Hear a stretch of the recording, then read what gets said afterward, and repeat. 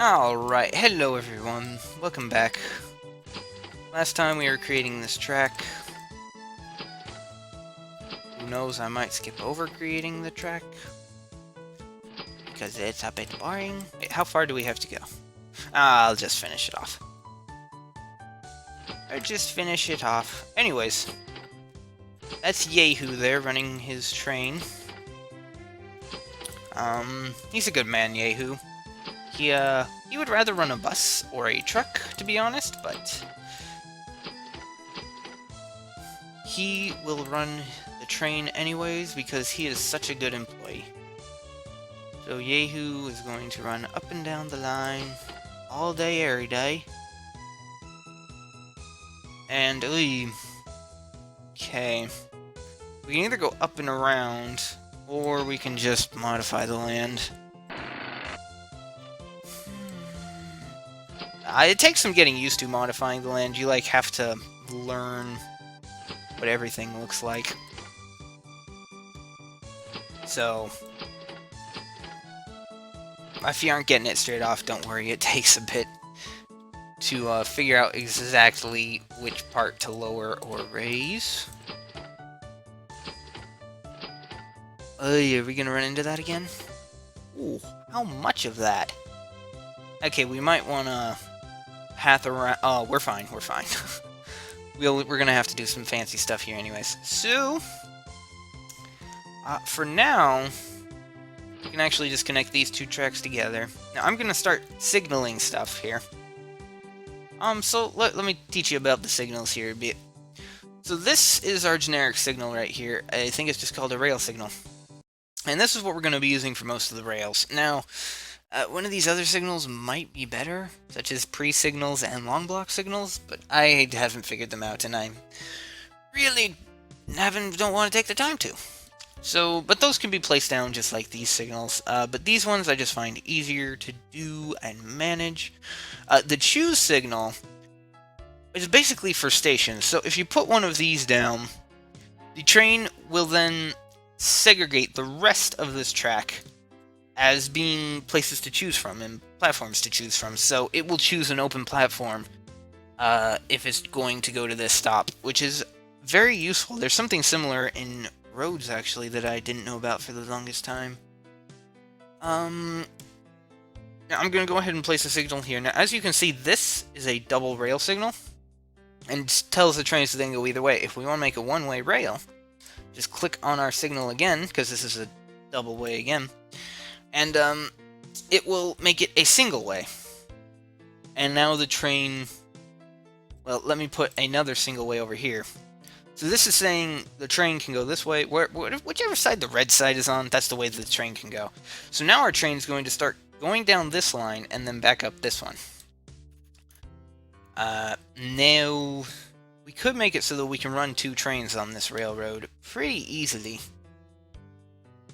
I just want to go ahead and connect this rail up somewhere. You know what, we'll go ahead and connect it up this way.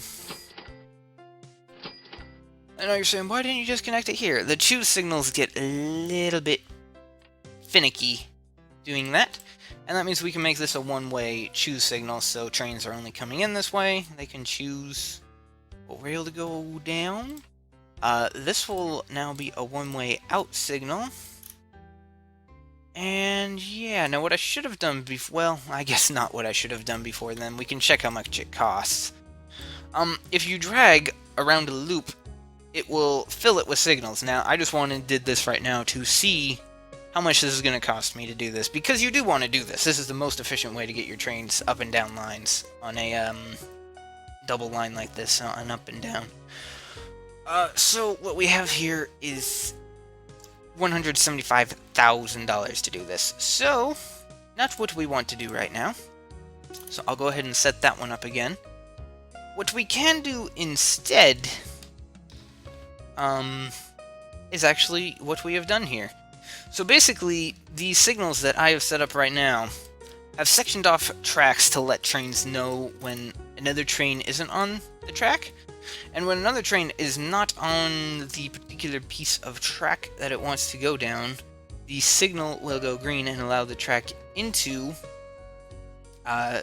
said section.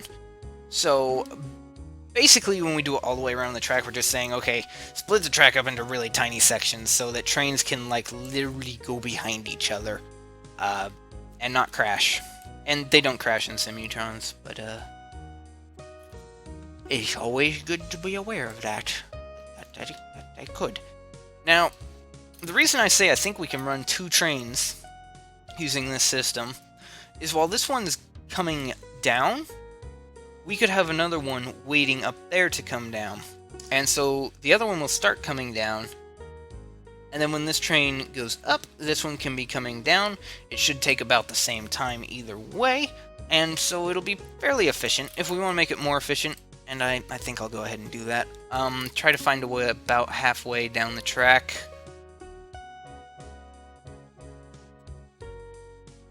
At least until we can get full efficiency out of this. Come about halfway down the track and just set up some signals. That way you split the track again into this half and this half.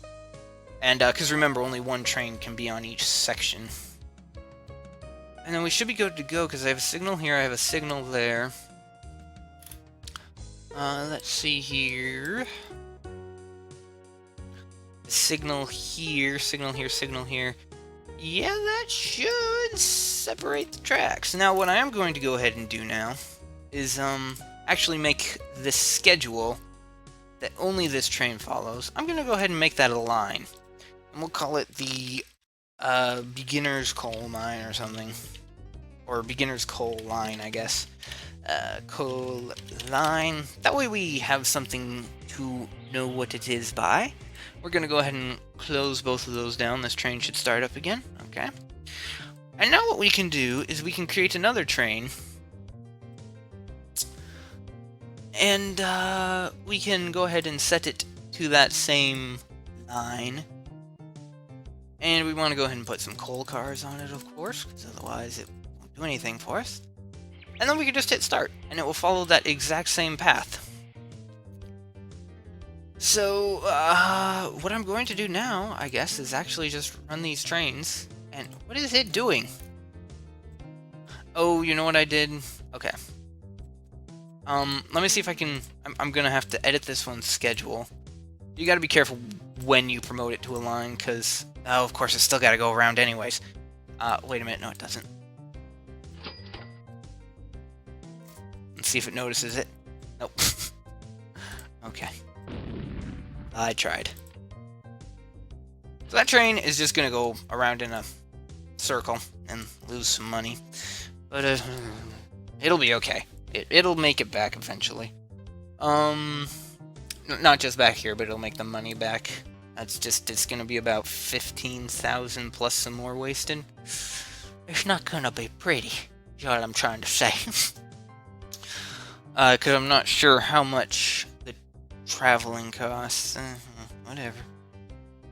The other thing I want to do here is go ahead and add at least 2 stations. Since we have at least 2 trains running up and down these, 2 stations is not a bad idea. The way I made this is going to be a little bit finicky. Let me go ahead and just add a roundabout here. With a signal saying you can go either way, trains. And then I'm going to go ahead and add a signal here that says you can only go that way. And a signal here that says you can only go that way. And that'll re-split the tracks up. So that hopefully they can go around. Oh, that's weird. I used different stations. Oh well, it's not a big deal. These 2 are the same. Basically, they just look different. And no, that train didn't notice that it could do the thing. Well, okay. Anyways, I'm going to go ahead and go into line management and edit this to say that it starts with that one. That's really all that I needed to do there to make it work. I just didn't at the time. So we'll go ahead and run both these trains. And, yeah, I'll come back once they have made some monies.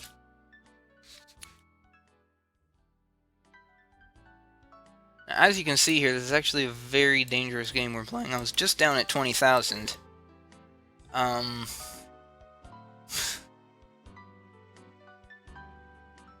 do they do that? I don't know. It just seems stupid. Come around here. And then back down here. Whatever.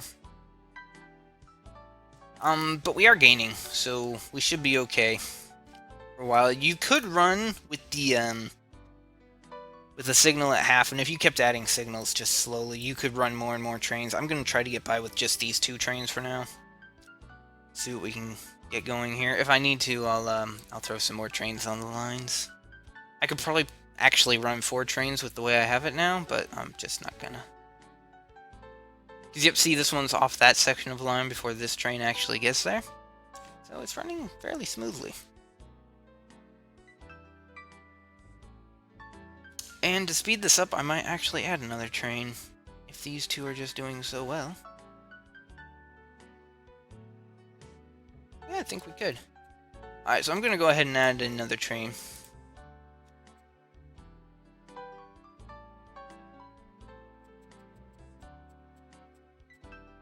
And, of course, set the schedule. And fast forward again. And these guys should be able to space themselves out enough. Now, going to 4 trains is definitely the limit on the current setup that I have. It's just pretty. It's a bit sketchy. Let's just put it that way. Your trains definitely won't run at full efficiency, and they're probably gonna get a bit close to hitting each other. But I think they could space themselves out right. They would be stopped at signals, and then they would eventually just time themselves right, so they're going around without having to stop at signals for the next one. But yes. Okay, it's having problems. I'm gonna go ahead and zoom in so that it speeds up a bit more. And we're just gonna watch the money roll in. Anyways, yeah, I'll be back when we can finally do the loop. Alright, so we're almost there. We're getting right close, actually. Where I feel confident in doing all the signals. Oh, it's winter. We're 1 month away from the month when we started, and we're almost back to our starting money too, which is interesting. Okay, get 2 more trains down here, and I'll feel fairly confident in our money situation.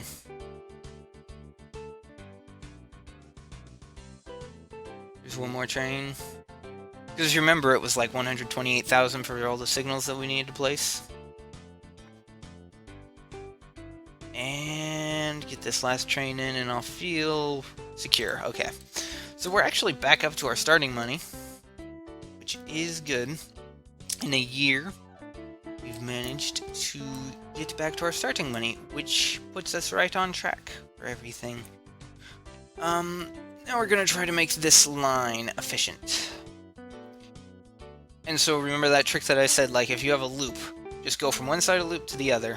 It's 153,000, which might put us under a bit, but as long as we don't end the month under, we'll be okay. I think we're close enough. You gotta be careful, because you can go into debt if you're not.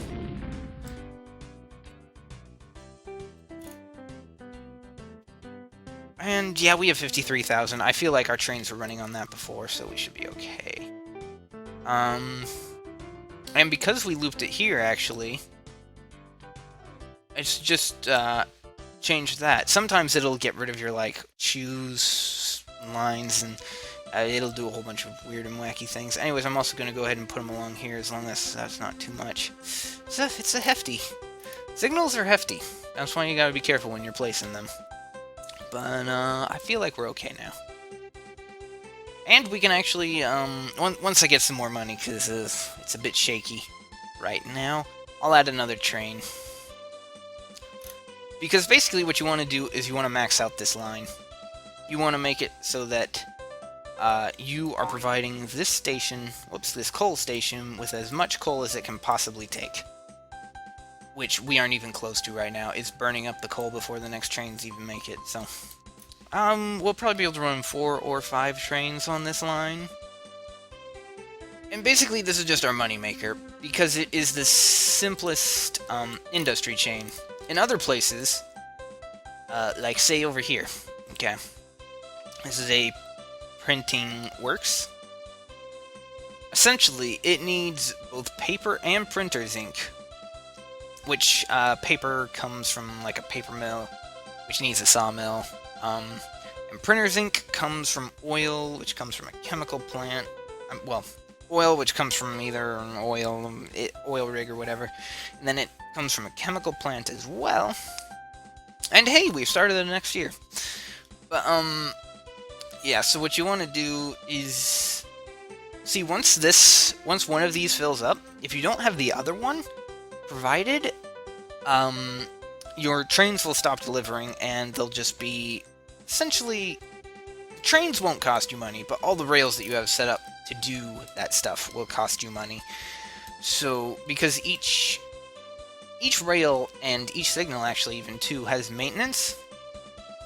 Like, this one's maintenance is 4 cents, which I think that's calculated roughly monthly.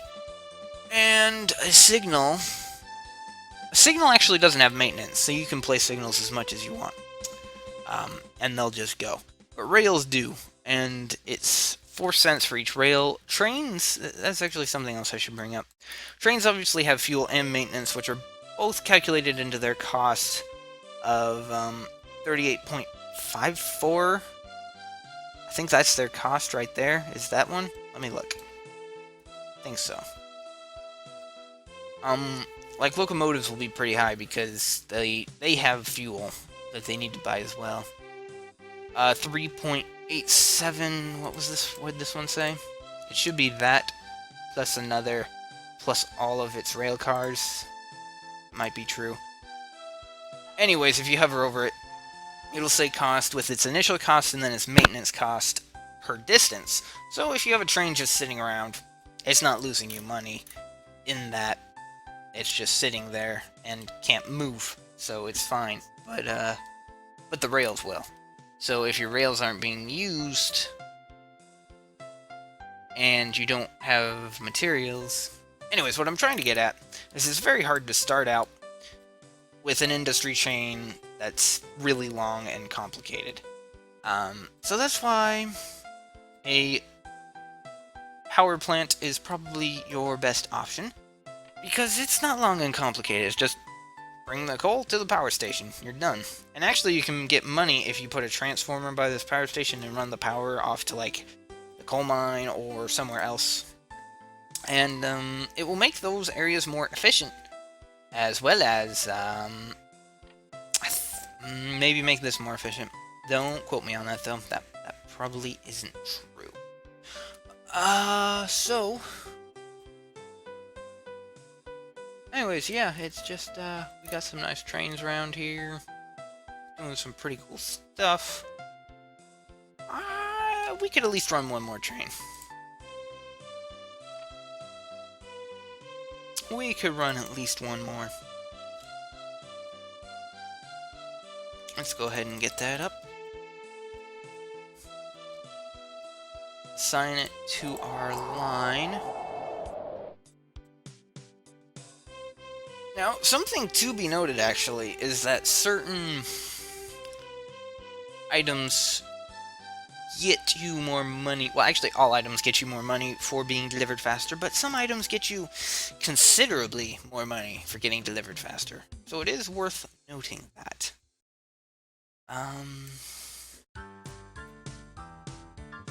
But yes, that is just the way of life. Let me go ahead and set up the rest of these babies right here.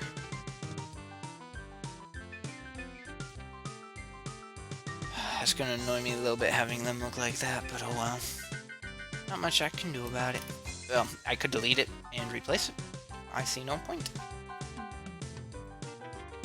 Anyways, we're gonna make some money here now, and we could start, therefore, looking at where we're going to go to next.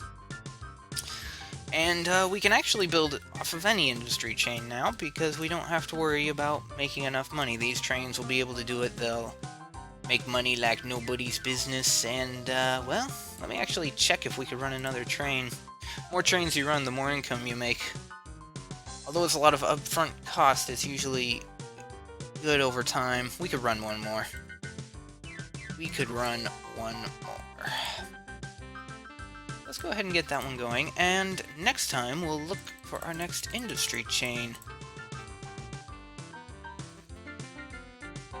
So, right, remember to set it to its own to the schedule, and get it going. And they'll space each other out, it's all fine. You can start them whenever you want to. It'll all end up working out in the end.